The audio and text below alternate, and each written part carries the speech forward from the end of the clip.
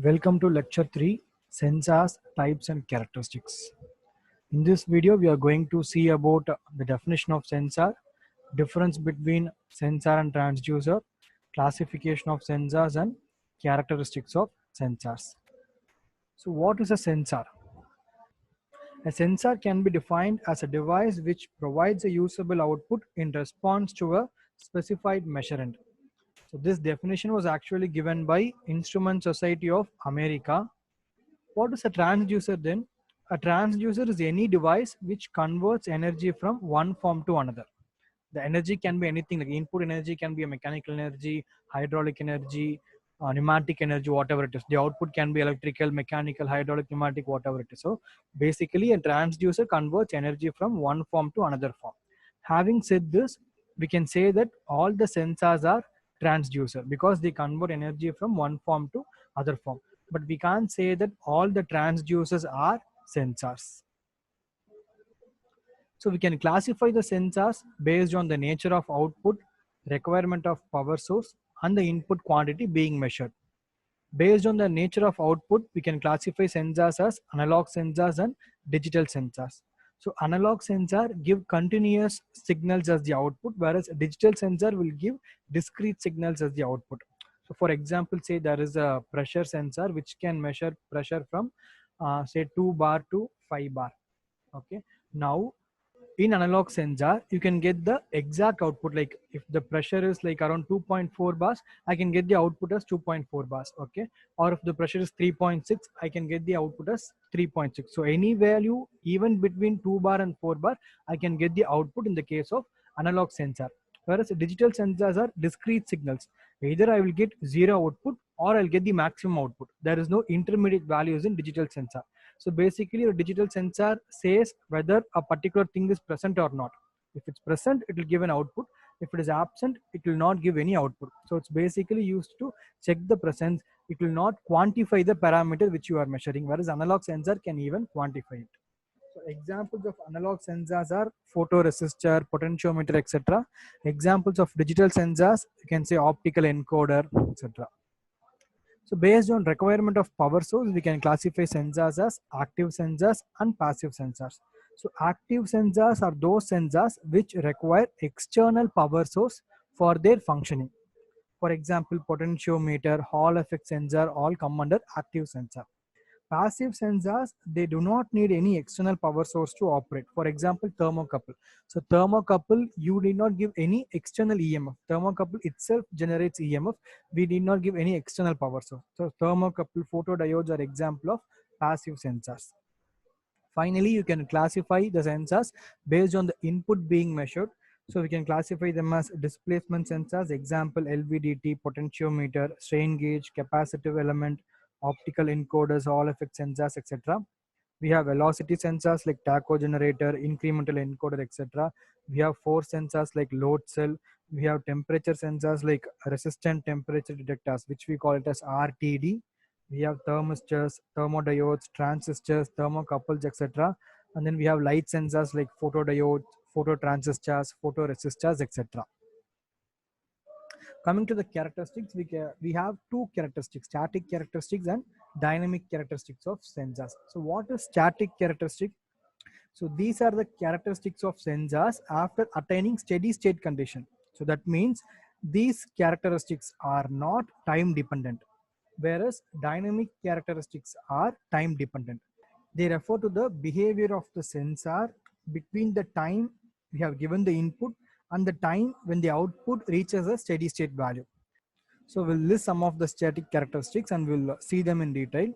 The first one is range. So we have two ranges. One is input range of the sensor, other one is output range. Input range is the minimum and the maximum values of inputs that can be given to a sensor so that the sensor works effectively. Whereas output range is the minimum and maximum values of the output that can be produced by the sensor. So for example, you can say a temperature sensor can have an input range of 300 to 350 Kelvin, so that it can measure temperature from 300 Kelvin to 350 Kelvin, and an output range of 1 volt to 1.5 volt. That means the output produced by the sensor lies between 1 volt and 1.5 volt. Next is span. So span is defined as the difference between the maximum and the minimum input value given to the sensor. You can see an example. Calculate the span of a temperature sensor having an input range of 0 to 350 Kelvin. So here the minimum value that can be given to the sensor as input is 0 Kelvin, and the maximum value that can be given is 350 Kelvin. So span is maximum value minus minimum value. So it is 350 minus 0, that is 350 Kelvin. Next is error.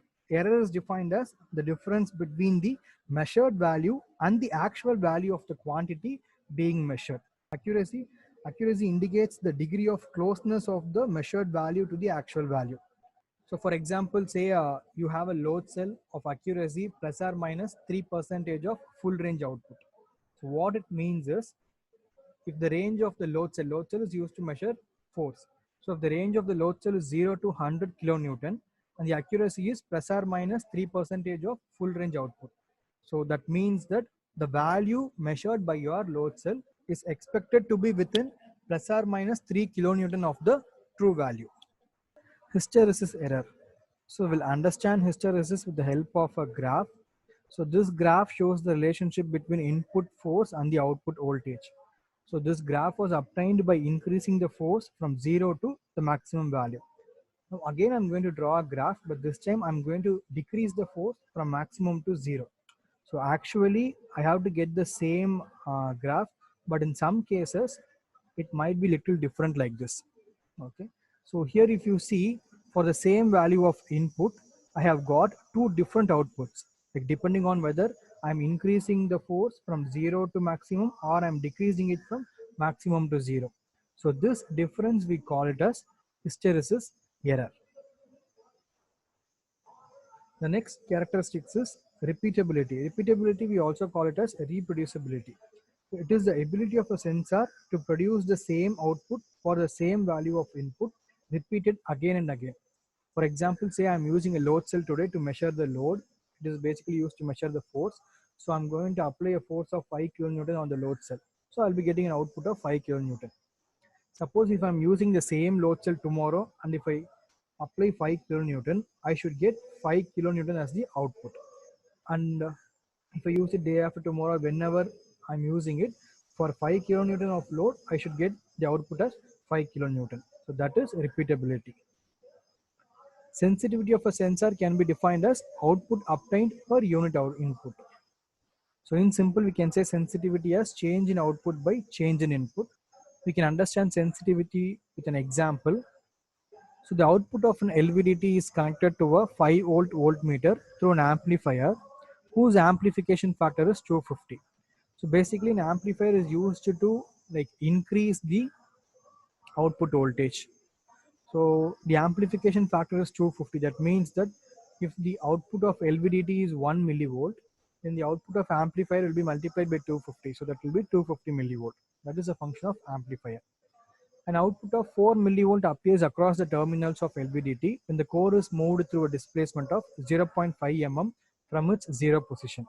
Determine the sensitivity of LVDT and that of the whole setup. So in this problem, we have two divisions, like one is to determine the sensitivity of LVDT, and the other one is to determine the sensitivity of whole setup. The first will start with sensitivity of LVDT.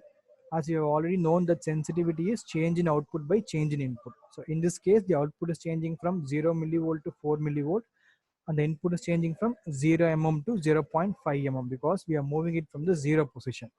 So sensitivity is change in output by change in input, that is 4 by 0.5, that is 8 millivolt per mm. So in the next case, I want to find the sensitivity of whole setup.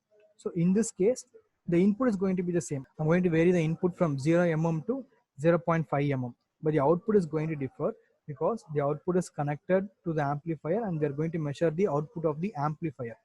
So if the output of LVDT is 4 millivolt, then the output of the amplifier will be multiplied by 250. So it will be 4 into 250, that is 1000 millivolt. So here the output is changing from 0 to 1000. So change in output becomes 1000 millivolt or 1 volt. So sensitivity is 1 by 0.5, that is 2 volt per mm. In terms of millivolt, it is 2000 millivolt per mm. Stability can be defined as the ability of a sensor to maintain the same output for the same value of input over a period of time. So for example, let's take the same load cell as the example. So I'm going to measure say 5 kilonewton force. So I'm applying a force of 5 kilonewton on the load cell, and I'm going to leave it undisturbed. So even after 1 hour, if I come and see the output, it should show us 5 kilonewton. Or even I'm going to leave it undisturbed, and if I come and see tomorrow also, I should get the same output as like 5 kilonewton. Okay, so that is stability. It should not, the output should not vary with time for the same value of input. But if the output is going to change without any change in input, then we can say that a drift has occurred. Okay, and the change that occur in the output for the zero input, we call it as zero drift. Resolution of a sensor. Resolution can be defined as the smallest change in the input that has to be made in order to produce a detectable change in the output. So for example, let's take an displacement sensor and say the resolution of the displacement sensor is zero 0.5 centimeter. So I should give at least an input of 0.5 centimeter. That is, I should move the object at least by 0.5 centimeter. Then only I'll be getting an output. If I move the object like say by 0.25 centimeter or 0.4 centimeter, I'll not get any output in the sensor. At least the object should have been moved by 0.5 centimeter to get the output. So that is the resolution. Deadband can be defined as the range of input values for which there is no output produced by the sensor. Impedance refers to the resistance of the sensor. So why impedance is important? Because you would have designed the circuit keeping your external load in the mind. So there will be some external resistance. Keeping that in mind, you would have designed your circuit. But when you're going to introduce a sensor into the circuit, your sensor itself has some resistance. So it will definitely modify the behavior of the system. So you should also consider the output impedance of the sensor while designing the circuit. Next comes the dynamic characteristics. So as already discussed, dynamic characteristics are time dependent characteristics. So we have four dynamic characteristics like response time, time constant, rise time, and settling time. So response time after giving an input to the sensor, so time taken by the sensor to reach at least 95% of the actual output is called as response time. Time constant, it measures the inertia of the sensor. Like say for example, if the time constant is less, then your sensor is reacting faster to the given input. If your time constant value is more, then your sensor is reacting very slowly to the input given. So numerically, time constant is equal to the time taken by the sensor to reach 63.2% of the actual output. Rise time can be defined as the time taken by the output to rise from certain low value, say 10% to certain high value, like say 90% of the steady state value. Finally, settling time. So settling time is the time taken for your output to remain or settle with some percentage. For example, say 2% of your steady state value. So already in closed loop system, we have seen that we will not get the actual output immediately after giving the input. There will be some fluctuation before your output settles to some steady state value. Your output will increase, it will drop, it will increase, it will keep on adjusting itself, and then it will reach the steady state value. So your settling time is the time taken for your output to settle within some percentage of the steady state value. So these are the definitions for various dynamic characteristics for response time, time constant, rise time, and settling time. Thank you. Thank you for watching the video.